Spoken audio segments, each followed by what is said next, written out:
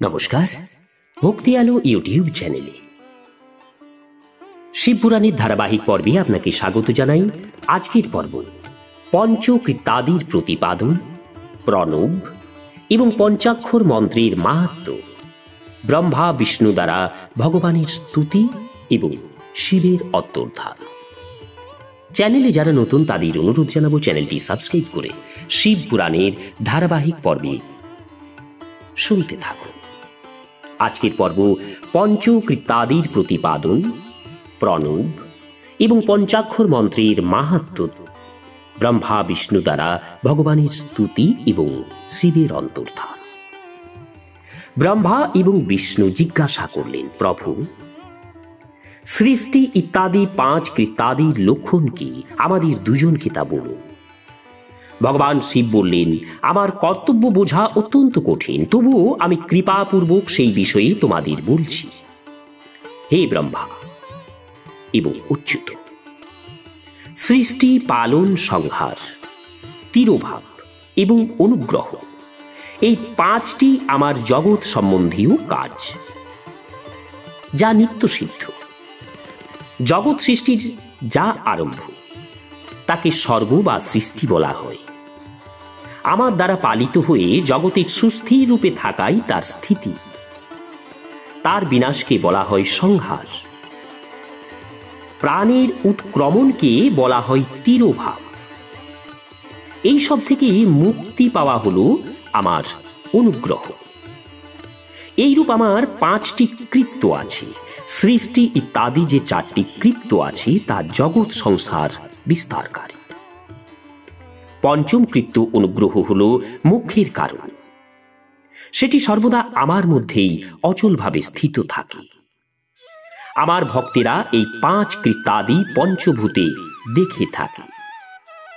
সৃষ্টি ভূমিতে, স্থিতি জলে, সংহার অগ্নিতে, তিরোভাব বায়ুতে এবং অনুগ্রহ আকাশে স্থিত।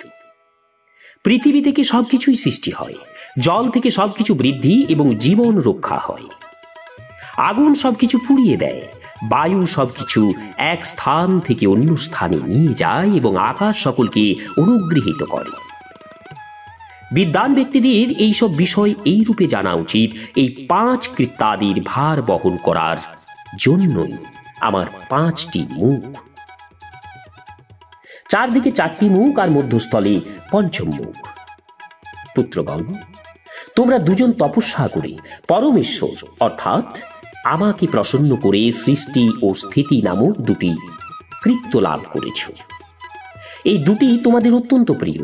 তদনুরূপ আমার বিভূতি স্বরূপ রুদ্র এবং মহেশ্বর 2 উত্তম ভিন্ন কার্য, সংহার ও তিরোভাব আমার থেকে লাভ করেছে। কিন্তু অনুগ্রহ নামক কৃত্য অন্য কেউ পেতে পারে না। রুদ্র এবং মহেশ্বর নিজেদের কর্তব্য কর্ম বিস্তৃত হয়নি, তাই তাদের আমি আমার সমকক্ষতা প্রদান করেছি। তারা রূপ, বেশভূষা, কৃত্য, বাহন, আসন, আয়ুধ ইত্যাদিতে আমারই সমান। আমি পূর্বে নিজ স্বরূপভূত মন্ত্রের উপদেশ করেছিলাম, যা ওমকার রূপে প্রসিদ্ধ। এটি মঙ্গলকারী মন্ত্র। সর্বপ্রথম আমার মুখ থেকে ওমকার উদ্গারিত হয়, যা আমার স্বরূপবোধ। ওম বাচক আর আমি বাচ্য। এই মন্ত্র আমারই স্বরূপ। প্রতিদিন নিরন্তর ওম স্মরণ করলে আমাকেই সর্বদা স্মরণ করা হয়। আমার উত্তর দিকের মুখ থেকে অকার, পশ্চিম মুখ থেকে উকার, দক্ষিণ মুখ থেকে মকার, পূর্ব মুখ থেকে বিন্দু এবং মধ্যের মুখ থেকে নাদ উচ্চারিত হয়েছে।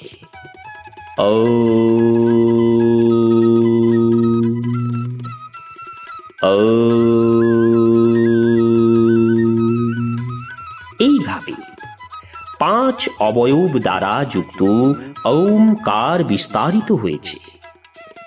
এইসব অবয়ব একত্রিত হয়ে প্রণব ওম নামের এক অক্ষর হয়েছে। এই নাম রূপাত্মক সমস্ত জগৎ এবং বেদ উৎপন্ন নারী পুরুষ বর্গরূপ দুই কুল এই প্রণব মন্ত্র দ্বারা ব্যক্ত। এই মন্ত্র শিব ও শক্তি উভয়েরই বোধক। তার থেকে পঞ্চাক্ষর মন্ত্রের উৎপত্তি হয়েছে, যা আমার সকল রূপের বোধক। সেটি অকারাদি ক্রমে এবং মকরাদি ক্রমে ক্রমশ প্রকাশিত হয়েছে। ওম নমঃ শিবায়, এই হল পঞ্চাক্ষর মন্ত্র। এই পঞ্চাক্ষর মন্ত্র হতে মাতৃকা বর্ণ উৎপন্ন হয়েছে, যেটি 5 ভাগ সম্পন্ন। তার থেকেই শিরোমন্ত্র সহ ত্রিপদ্য গায়ত্রী সৃষ্টি হয়েছে। সেই গায়ত্রী থেকে সমগ্র বেদ সৃষ্টি হয়েছে এবং এই বেদাদি থেকে কোটি কোটি মন্ত্র উদ্ভূত হয়েছে। এইসব মন্ত্র দ্বারা বিভিন্ন কার্য সিদ্ধ হয়, কিন্তু এই প্রণব এবং পঞ্চাক্ষর দ্বারা সমস্ত মনোবাঞ্ছা সিদ্ধি লাভ হবে। এই মন্ত্রগুলির ভোগ এবং মোক্ষ উভয়ই সিদ্ধ হয়। আমার সকল স্বরূপের সঙ্গে সম্বন্ধিত সকল মন্ত্র সাক্ষাৎ ভোগ প্রদানকারী এবং শুভকারক, অর্থাৎ মোক্ষপ্রদ।